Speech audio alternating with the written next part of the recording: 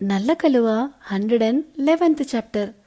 విడాకులు ఓకే కానీ అది ఇంకొకరిని పెళ్లి చేసుకుంటా అంటుంది కదా అని అంటాడు వేద్. లేకపోతే నీలాగా చెక్క భజన చేసుకుంటూ కూర్చుని ఒంటరినైపోయాను అని పాటలు పాడుకోవాలా అని వెట్టకారంగా అంటాడు ఆత్మారావు. కాదు కానీ అది వేరే వాణ్ణి చేసుకుంటే వాడు దానికి ముద్దులు పెడతాడు కదా, అదే నా బాధ అంటాడు వేద్.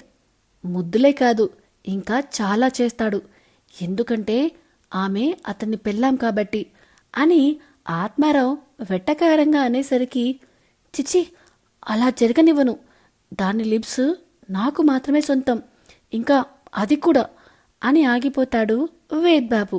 చెప్పు చెప్పు ఏదో చెప్తున్నావు అని ఆత్మారావు ఎక్సైటింగ్గా అడిగేసరికి, ఏం లేదులే, నేను దాన్ని ఇంకో పెళ్లి చేసుకొని ఇవ్వనులే, నువ్వేం టెన్షన్ పడకుండా లోపలికి పో అని ఆత్మారావుని కసిరి లోపలికి పంపిస్తాడు. బాత్రూంలోకి వెళ్లిన వైషుకి అలా మాట్లాడినందుకు తన మీద తనకే కోపం వస్తున్నా, తిక్క మొగుణ్ణి మార్చాలంటే ఇలాంటి మాటలే కాదు ఇంకేం పనులు చేయాలో అనుకుంటూ స్నానం ఫినిష్ చేసి వస్తుంది. వేగ్ మీద కోపంతో ఖాళీగా బాత్రూంలో దూరింది అని బాత్ మొత్తం అయిపోయాక అర్థమైన వైషు ఏడుపు మొహం పెడుతుంది. ఏమైంది వైషు, నీ బుర్రని ఎక్కడ పెట్టి వచ్చావు అని తనని తానే తిట్టుకుంటూ, ఈ తిక్క మనిషి రూంలోనే ఉన్నాడా అని అనుకుంటూ మెల్లిగా డోర్ ఓపెన్ చేసుకుని చూస్తుంది. అప్పుడే మన వేద్ బాబు ఆత్మారావుని తిట్టుకుంటూ ఉండడంతో, ఏంటి ఈయన ఒక్కడే మాట్లాడుకుంటున్నాడు అని అనుకుని ఇక తప్పక డోర్ మీద కొడుతుంది వైషు.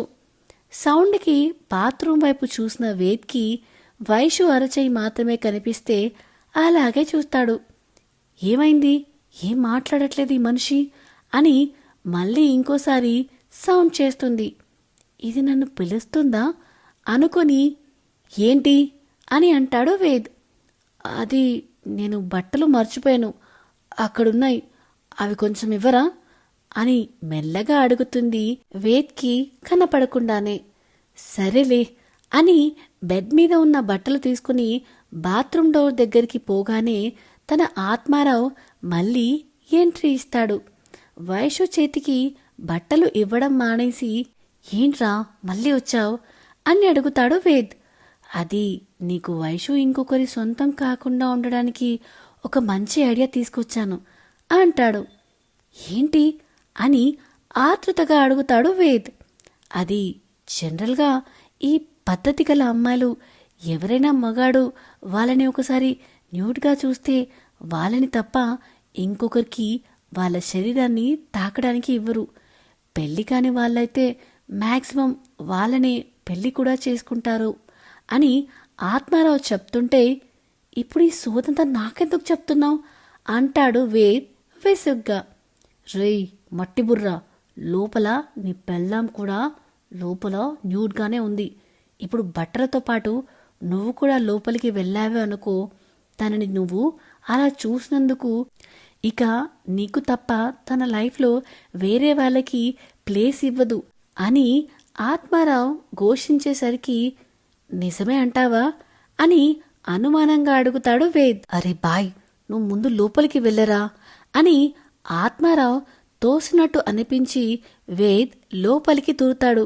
ఇంకా ఆయన బట్టలు తేవడం లేదేంటి అని చేతులు నలుపుకుంటూ ఆలోచిస్తున్న వైషు వేద్ని చూడగానే నిలుక్కుపోతే, వైషుని అలా చూసిన వేద్ మైండ్ బ్లాక్ అయిపోతుంది. కాసేపు ఇద్దరూ స్టక్ అయిపోయి అలాగే ఆగిపోతే ముందుగా తేరుకున్న వైషు వేద్ చేతిలో బట్టలు లాగేసుకుని ఒంటికి అడ్డం పెట్టుకుని, మీరెందుకు వచ్చారు లోపలికి అని అరుస్తుంది.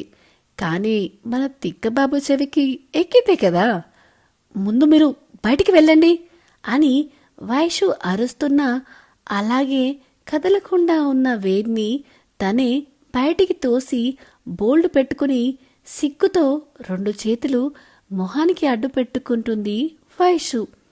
బయటికి వెళ్ళిన వేద్ బెడ్ మీద అడ్డంగా పడితే, లిప్స్ మాత్రమే కాదు అది కూడా నాకే సొంతం అని ఆ మాట అప్పుడు పూర్తిగా పలుకుతాయి వేద్ బాబు పెదవులు. బట్టలు వేసుకున్నా కూడా వైషుకి బయటికి రావాలంటే బిడియం అడ్డొస్తుంటే ఈయన రూమ్లో లేకపోతే బాగుండు అని చాలాసేపటి తర్వాత మెల్లిగా డోర్ ఓపెన్ చేసిన వైషుకి బెడ్కి అడ్డంగా బోర్లా పడి కనిపిస్తాడు వేద్.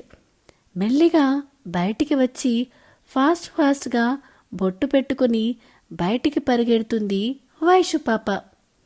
కిందికి వెళ్ళిన వైషుని చూసిన సుధగారు, ఏంటే ఇంత లేట్ అయింది, వేదెక్కడా, ఇంకా కిందికి రాలేదు, డిన్నర్ టైం అయిపోతుంటే అని అంటారు. అది అత్తయ్య అని నాంచుతూ ఉంటే, హా అమ్మా అనుకుంటూ వస్తాడు వేద్. తొందరగా రా, నీకోసమే డాడ్ ఇంకా తాతయ్య ఎదురు చూస్తున్నారు అని సుధగారు అంటే వైషుని చూస్తూ స్టెప్స్ దిగుతూ ఉంటాడు. మొదటిసారి వేద్ని డైరెక్ట్గా చూడాలంటే చాలా ఇబ్బందిగా అనిపిస్తుంది వైషు బేబీకి. అందుకే వేద్ వైపు అసలు చూడకుండా డైనింగ్ టేబుల్ దగ్గరికి పరిగెడుతుంది. వేద్ కూడా వెళ్ళి కూర్చోగానే సుధగారు వడ్డిస్తూ, నువ్వు కూడా కూర్చో వైషు అని వేద్ పక్కన ప్లేస్ చూపిస్తారు. లేదులే అత్తయ్య, ఇప్పుడు ఆకలేదు, నేను మీతో కలిసి తింటాను అని వైషు కూడా వడ్డిస్తూ ఉంటుంది. కానీ కేవలం ప్రకాష్ గారికి, శోభన్ గారికి మాత్రమే వడ్డిస్తుంది. వేద్ వైపు వెళ్ళదు, వాడి వైపు చూడదసలు. వేద్కి అన్నీ సుధగారే వడ్డిస్తారు. వైషు తన నుంచి తప్పించుకుని తిరుగుతుందని అర్థమైన వేద్, అరే అలా చూస్తే నాకు భయపడుతుంది అని తెలిస్తే ఎప్పుడూ చూసేవాణ్ణి కదా అని అనుకుంటాడు.